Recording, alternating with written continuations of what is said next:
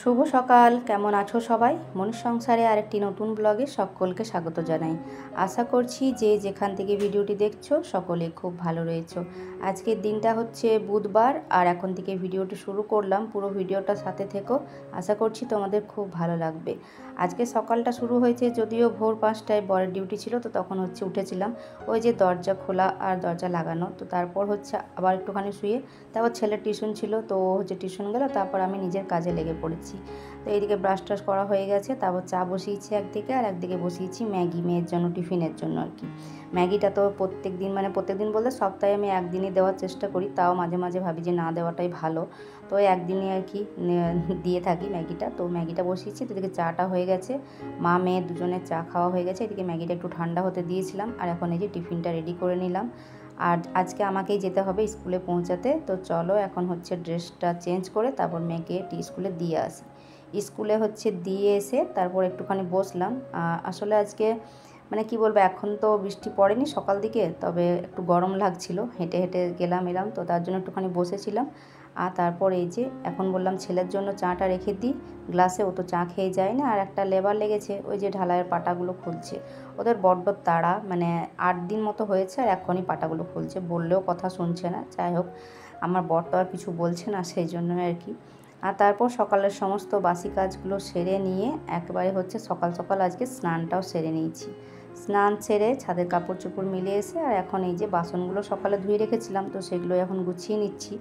এখানে জায়গাটা যেহেতু ছোট্ট আর আজকে অনেকটা হাতের সময় রয়েছে, যেহেতু অনেকটা সকাল সকাল মানে স্নান করা হয়ে গেছে, তো তাই ভাবলাম যে আগে এই যে বাসনগুলো গুছিয়ে রেখে দিই। তারপর রান্নাবান্না বসাবো, রান্নাবান্না তো রয়েছে। আর এরই সাথে বলে রাখি, যেসব বন্ধুরা আমার ভিডিওটা দেখছো, দেখার সাথে সাথে প্লিজ একটা করে লাইক করে দিও, নতুন বন্ধু হয়ে থাকলে চ্যানেলটিকে সাবস্ক্রাইব করে দিও, আর যারা অলরেডি করে দিয়েছো তাদেরকে জানাই অসংখ্য অসংখ্য ধন্যবাদ। এভাবে পাশে থেকো, এভাবেই সাপোর্ট করে যেও।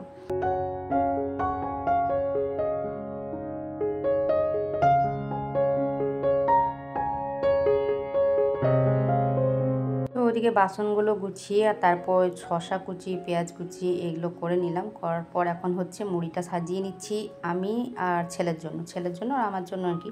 তো মুড়ি খাওয়ার জন্য আজকে আর কিছু করার দরকার পড়বে না, কারণ কালকে যে ছোলার ডালটা করেছিলাম ওটাই একটুখানি রয়েছে, তো ওটা দিয়ে আর কি আমাদের মা ছেলের দুজনের হয়ে যাবে ভালো মতো। তো চলো এখন মুড়িটা খাওয়া দাওয়া করে নিই। তো একটা আলু সেদ্ধ রয়েছে, কালকে যে ডালে আলু দিয়েছিলাম তো সেটা একটা রয়েছে, তবে আলু সেদ্ধটা কেউ খাবে না, ছেলে বলছে আমি নেবো না। তো আমারও অল্প মানে শুকনো শুকনো খেতে ভালো লাগে, খুব বেশি তরকারি দিয়ে খুব বেশি মানে মাখা করে খেতে না আমার একদমই ভালো লাগে না, তো সেই জন্য অল্প একটুতেই আমার হয়ে যাবে।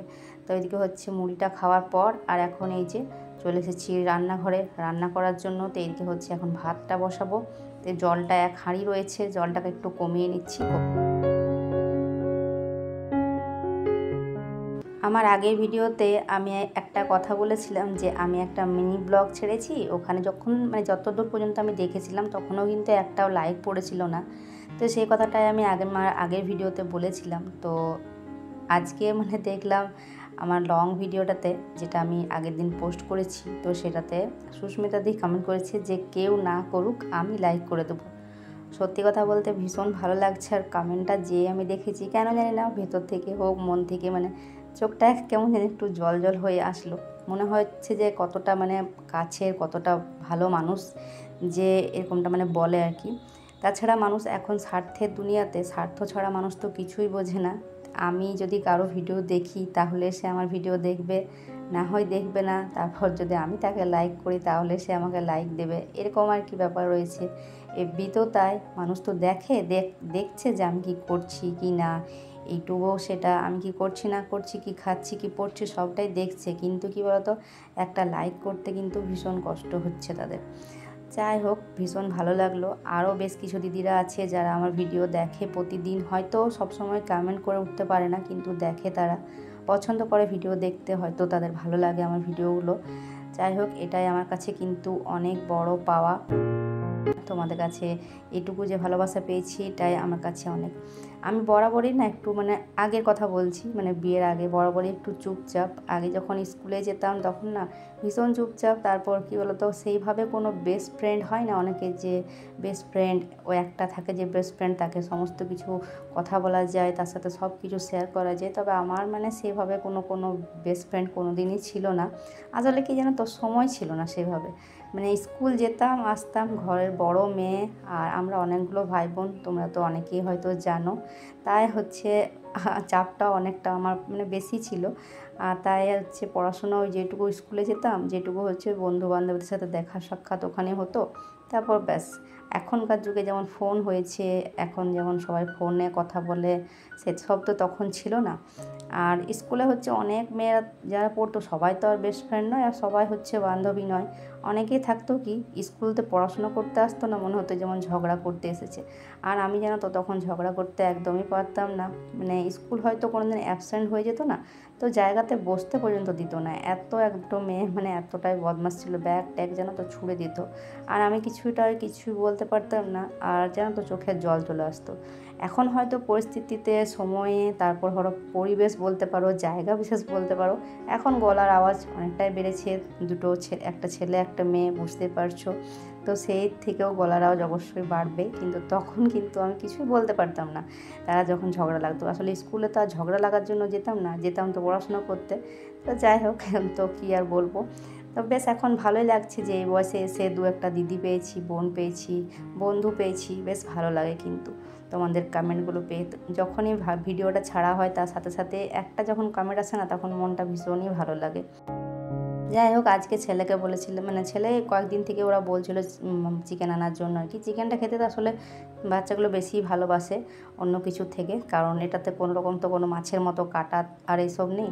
আর আমার ছেলে তো একেবারে হচ্ছে বোনলেস পিসগুলো খায়। তো চিকেন আনতে গেছিলো, তারপরে যে চিকেনটা নিয়ে এসেছে। তো অনেকটা জল খাওয়ার পর ওইদিকে হচ্ছে বানাবানিগুলো করে নিয়েছিলাম, সাথে বেশ কিছুটা আলু সেদ্ধ করে নিয়েছি মাখার জন্য। তো আলুটা ওইদিকে হচ্ছে মাখাও হয়ে গেছে নুন দিয়ে মেখে, আর পেঁয়াজ কুচি লঙ্কা কুচি ভেজে হচ্ছে দিয়ে দিলাম, ছেলের জন্য একটু আলাদা করে তুলে রাখলাম।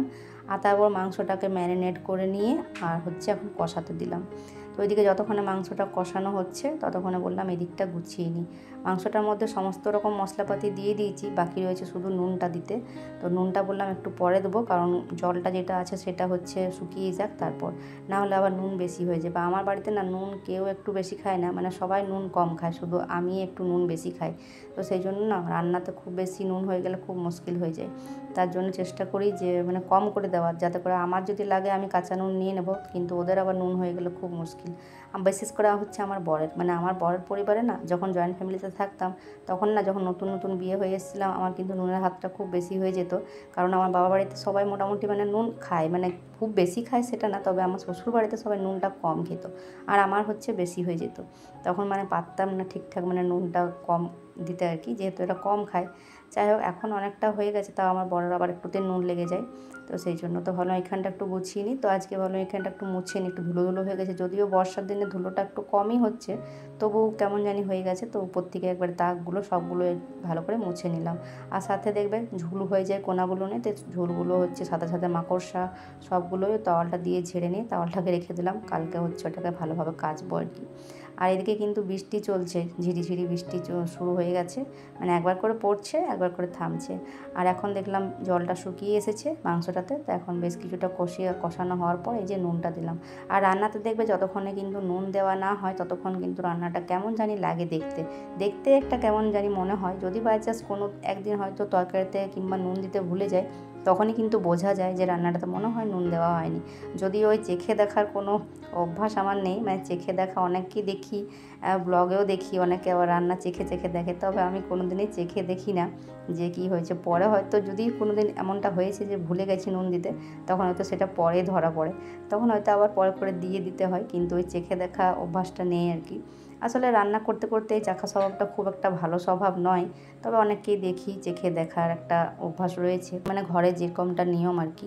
আর তারপর ওইদিকে মাংসটাতে জল দিয়ে দিলাম, দেওয়ার পর এদিকে হচ্ছে সবজিপাতি খোসা টোসা মাংস প্লাস্টিক সবটাই বাইরে ফেলে দিয়ে এসে ওটা যতক্ষণে হচ্ছে ততক্ষণে ভাবলাম বাসনগুলো এই যে বেশ অনেকগুলো বাসন হয়ে গেছে, তো এগুলোই বললাম ধুয়ে নিই।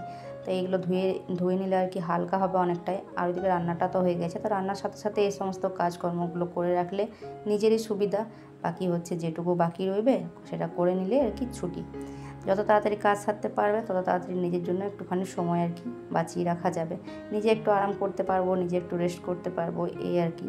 তো এভাবে হচ্ছে আমাদের মতো সংসারী মেয়েদের আর কি এভাবে কাজ করলে আর কি সুবিধা। আর আমার আগের ভিডিওতে কমেন্ট করেছে সুস্মিতা দি, সোমা গাঙ্গুলি দি, আর কমেন্ট করেছে ট্রাভেল ম্যানেজ থেকে, বলেছে যে তোমার কাজকর্মগুলো পরিষ্কার পরিচ্ছন্ন। তো সকলকে জানাই অসংখ্য ধন্যবাদ। এভাবে পাশে থেকো, এভাবে সাপোর্ট করো। সব সময় চেষ্টা করি যেটুকু পারি পরিষ্কার পরিচ্ছন্নভাবে কাজ করতেই সব সময় চেষ্টা করি। আসলে অপরিষ্কার করে রাখতে না আমার একদমই ভালো লাগে না, যতটা পারি চেষ্টা করি পরিষ্কার রাখার। তারপরও খুব একটা পারি না ঘরটাকে পরিষ্কার করে রাখতে, কারণ এলোমেলো হয়ে যায়। ছেলেমেয়েগুলো যা করে, চেয়ারগুলো ফাঁকা কোনো সময় থাকবে না, জামা কাপড় বই খাতায় এলোমেলো করে রেখে দেয়।